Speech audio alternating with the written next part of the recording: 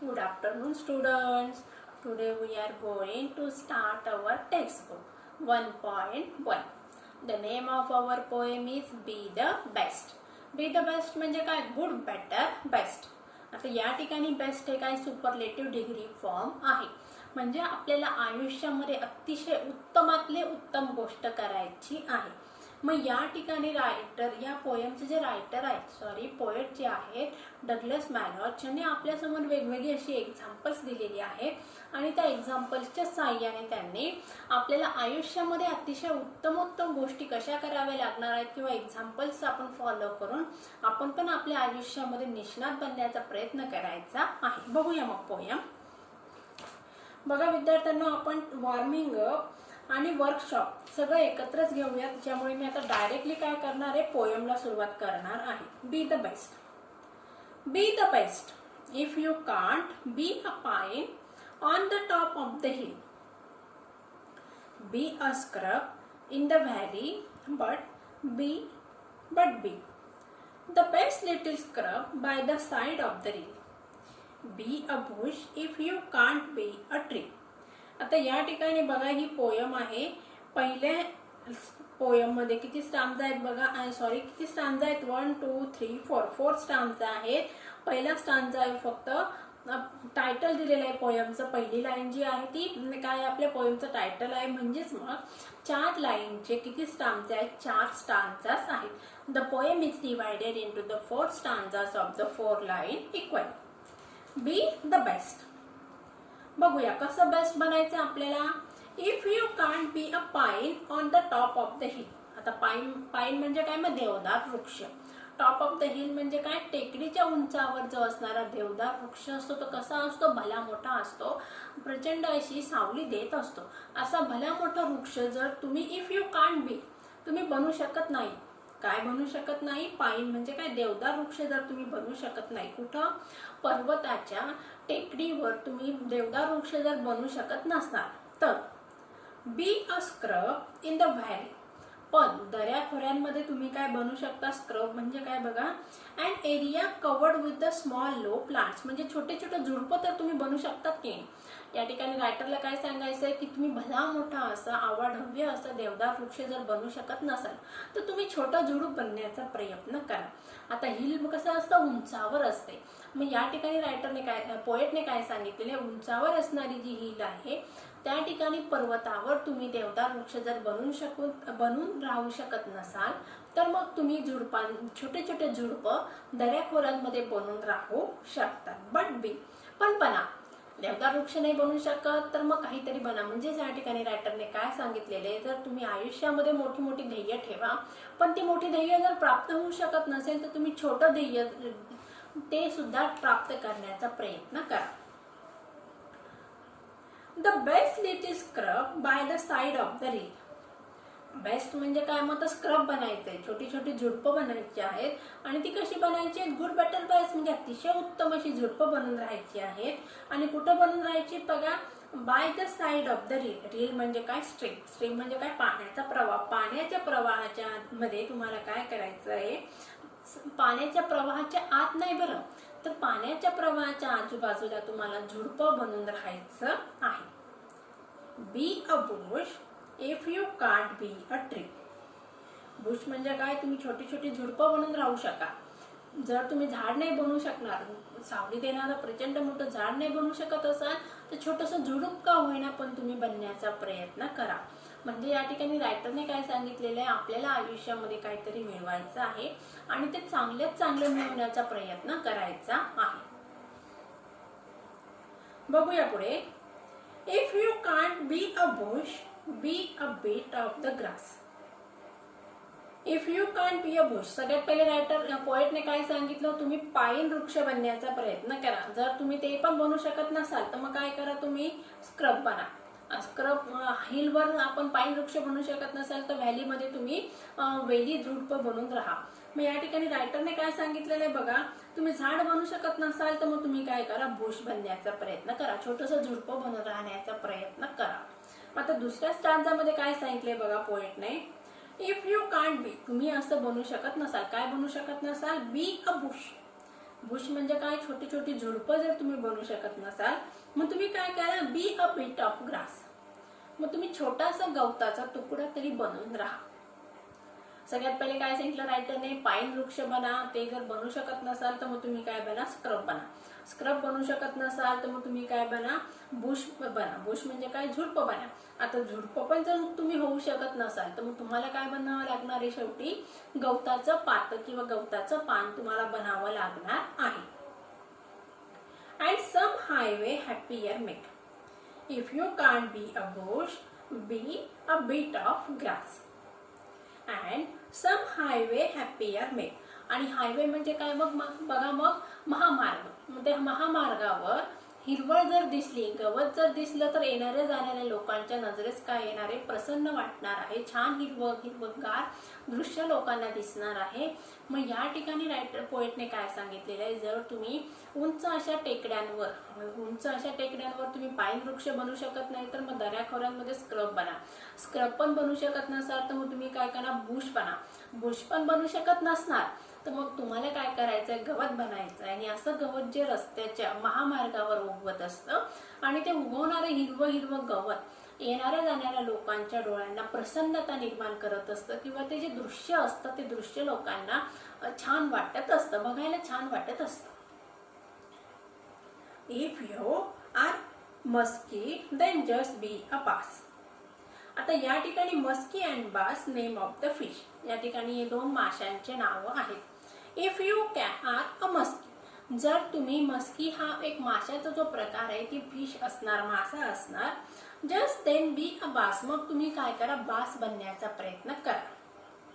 But the liveliest bass in the लेक.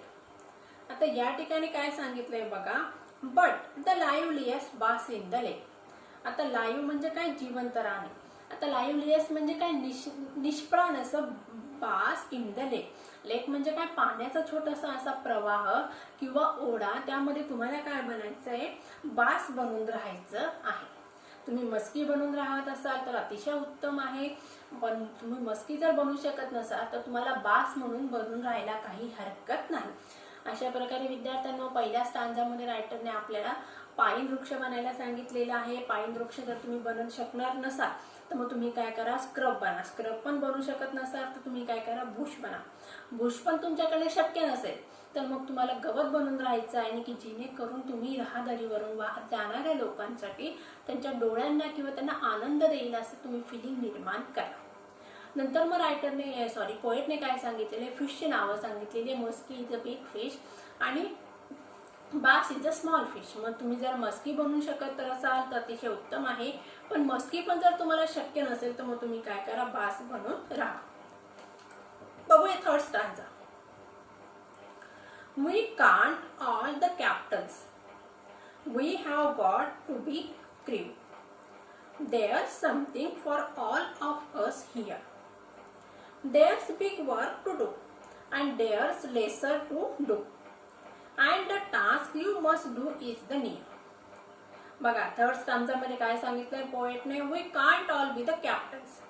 आपण सगळे, captain म्हणजे काय, कप्तान बनवू राहू शकत नाही.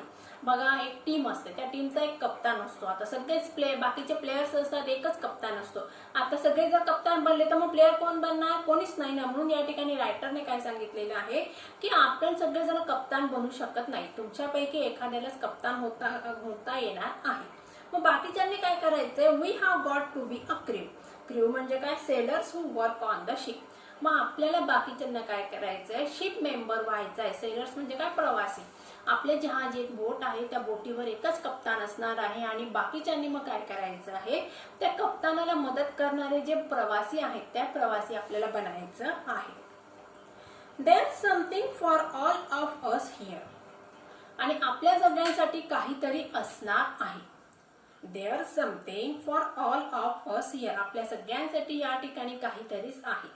म्हणजे या ठिकाणी पोएटने काय सांगितलेलं आहे, या देवाने किंवा परमेश्वराने आपल्या सगळ्यांसाठी काहीतरी कार्य निश्चित केलेलं आहे किंवा डिसाईड केलेलं आहे. ते डिसाईड केलेलं गोल आपल्याला काय करायचं आहे, प्राप्त करायचं आहे. There's a big work to do. मोठे मोठे कामं पण पूर्ण करायची आहेत. And there's lesser to do, आणि छोटी छोटी कामं पण पूर्ण करायची आहेत. म्हणजे या ठिकाणी पोएटला काय सांगायचंय, बिग म्हणजे मोठं काम केलं म्हणजे खूप मोठी प्रगती होणार आहे असं आहे का? नाही. छोटं काम केलं म्हणजे कमी प्रगती होणार आहे असं आहे का? नाही. काम हे छोटं किंवा मोठं नसतं, तर काम करणं हे महत्वाचं आहे. या ठिकाणी पोएटला आपल्याला समजावून सांगण्याचा प्रयत्न करायचा आहे. म्हणजे बघा, या ठिकाणी प्रत्येक मनुष्य पैशांसाठी काम करत असतो, बरोबर आहे. पण आता मग ते काम कुठलं आहे हे महत्वाचं असतं. काम करणं हे महत्वाचं आहे, ते छोटं आहे का मोठं हे महत्वाचं नाही.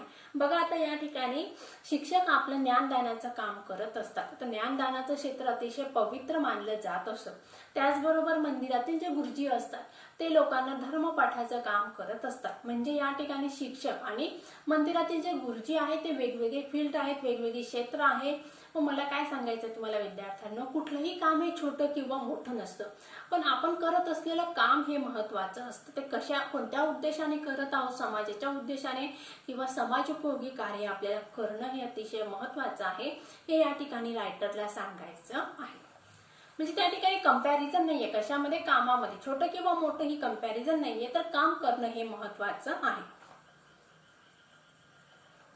And the task you must do is the near. आणि जे तुम्ही टास्क म्हणजे काय, काम किंवा कर्तव्य करत आहात ते कसं असणार आहे, मग तुमच्या जवळ असणार आहे. म्हणजे बघा, सगळ्यात पहिले तुम्ही काम करता आहात हे महत्वाचं आहे. ते काम छोटं आहे किंवा मोठं आहे याचा विचार न करता आपल्यासमोर जे कर्तव्य आहे किंवा आपल्यासमोर जे काम ठेवण्यात आलेलं आहे ते काम आपल्याला पूर्ण करायचं आहे आणि कर्तव्याच्या आपल्याला जवळ पोहोचायचं आहे. लास्ट स्टांजा बघूया. If you can't be a highway then just be a train. तुम्ही जर महामार्ग बनवू शकत नसाल तर मग तुम्ही काय बघना, जस्ट बी अ ट्रेन, एक छोटासा असा मार्ग बनण्याचा, फुटपाथ बनण्याचा प्रयत्न करा. If you can't be the sun be a star. तुम्ही सूर्य बनू शकत नसाल तर तुम्ही तारे तरी बना. It isn't bye size that you win or you fail. आता तुम्ही जिंकला किंवा अयशस्वी झाला हे त्याच्या साईजवर म्हणजे आकारमानावर डिपेंड करत नसतं. Be the best of whatever you are. बघा, या ठिकाणी पोएटने आपल्याला अतिशय छान असा मेसेज दिलेला आहे. आपण आयुष्यामध्ये यशस्वी होण्यासाठी मोठी मोठी स्वप्न बघत असतो. स्वप्न जरूर बघा आणि ती पूर्ण करण्याचा प्रयत्न पण करा. पण ती पूर्ण करत असताना ती स्वप्न खूप मोठी आहे, तीच पूर्ण करायची असं ठरवू नका. तर काम किंवा आपलं जे टार्गेट आहे, आपण जे स्वप्न बघितलेलं आहे, ती स्वप्न आपल्याला साकारायची आहेत, ती पूर्ण करायची आहेत. ती आपण साईजनुसार ठरवायची नाही की मोठी स्वप्न, मोठी पैसा मिळणार आहे किंवा आपलं आयुष्य मोठं बनवणार आहे असं नाही आहे. तर आपण जे कार्य करत असतो ते कार्य आपल्याला मोठं किंवा छोटं बनवत असतो. It isn't by the size that you win or you fail, be the best of whatever you are. आता बाबा आमटेंचं उदाहरण तुम्ही वाचलं असणार. बाबा आमटे यांनी आपलं संपूर्ण आयुष्य बघा कुष्ठरोगांच्या सेवेसाठी व्यतीत केलं. त्यासाठी त्यांनी त्यांच्यासाठी वेगवेगळ्या प्रकारचे आश्रम किंवा राहण्याचं निवासस्थान केलेलं आहे. आता या ठिकाणी बाबा आमटे यांनी असं म्हटलं का की नाही, मी पंतप्रधान होईल, देशाची सेवा करेल, मी या कुष्ठरोगांची सेवा कशासाठी करू, याच्यातून मला काय मिळणार आहे का? नाही. तर या ठिकाणी त्यांनी त्यांचं कामाची साईज छोटी किंवा मोठी हे नाही ठरवलं, तर ते कोणतं काम करत आहेत, कशासाठी करत आहे हे जास्त महत्वाचं आहे. समाजाच्या उपयोगी होणारं काम करणं आणि तिच्यामुळे समाजाला होणारा फायदा, मानवतेला होणारा फायदा हे जास्त महत्वाचं आहे. आपण सूर्य बनतो की सूर्य नाही बनू शकत तर तारे बनण्याचा प्रयत्न करा. आपण जर रस्त्यावर मोठा रस्ता बनवू शकत नसेल तर आपण काय करा, एक फुटपाथ बना की जेणेकरून लोकांना त्याची मदत होईल. त्याचबरोबर रायटरने काय सांगितलेलं आहे, आपण काय जिंकलेलं आहे त्याच्या साईजवर बघू नका. समजा तुम्ही एखादी क्रिकेट मॅच जिंकलेला आहात किंवा तुम्ही कुस्तीची मॅच जिंकला तर त्या ठिकाणी तुम्हाला जे चषक मिळालेला आहे किंवा तुम्हाला जे मेडल मिळालेले ते खूप मोठं आहे का छोटं आहे याचा विचार नका करत बसू. तर तुम्ही जिंकलं हे अतिशय महत्वाचं आहे. म्हणून या ठिकाणी रायटरने काय सांगितलेलं, तुम्ही जे करत आहात ते अतिशय उत्तम करण्याचा प्रयत्न करा. Students, now I am going to tell you the summary of this poem in the English language. In the first stanza, the poet is talking about a tree, a big tree, that is the pine tree. That tree grows on the top of the hill. Poet wants to tell us that you may be a pine, means you may be a big tree, but If you can't, then you may be a scrub, which comes in the valley. Okay, but writer or the poet wants to tell us that if you can't be a pine tree, then you may be a scrub. If you can't be a scrub, then you may be a bush. Okay, and in the second stanza the poet says us that if you can't be a bush, then you may be a grass, and grass also makes the scenery very beautiful. That will create the happiness to the persons who were walking on the roads. And then the poet gives us the example of the two fishes, muskie and the bass. Both fishes lives in the water. All of you know it, but muskie is the big fish and bass is the small fish. The poet wants to tell us that if you may be a muskie, then it is a very good, but if you are not a muskie, then you may be a bass. Means if you do not achieve the big success, then you try to achieve the small success. Success is most important. Big or small doesn't matter, but success is most important. Third stanza, the poet wants to tell us that everybody is not be a captain. Everybody is not the group leader. One of us is a group leader and will be declared as a group leader. So remaining person have to perform the role as the crew member. Okay. So here something all of us. Here the poet wants to tell us that everybody has their own work, or everybody has given its own destination, and we have to follow that destination or target. We have to follow that target.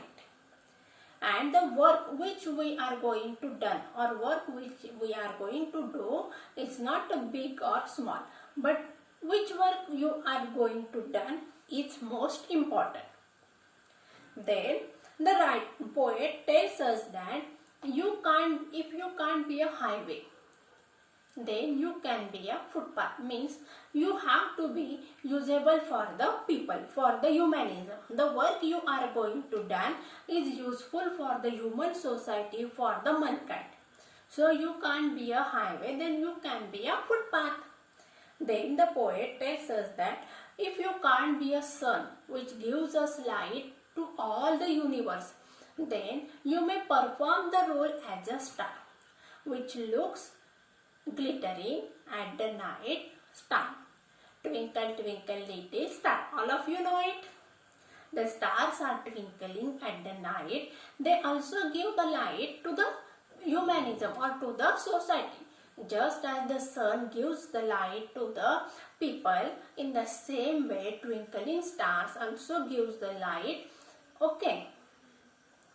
In the last line, the poet wants to tell us that the work you are going to do is important, not because of its size, but the work you are doing is most important.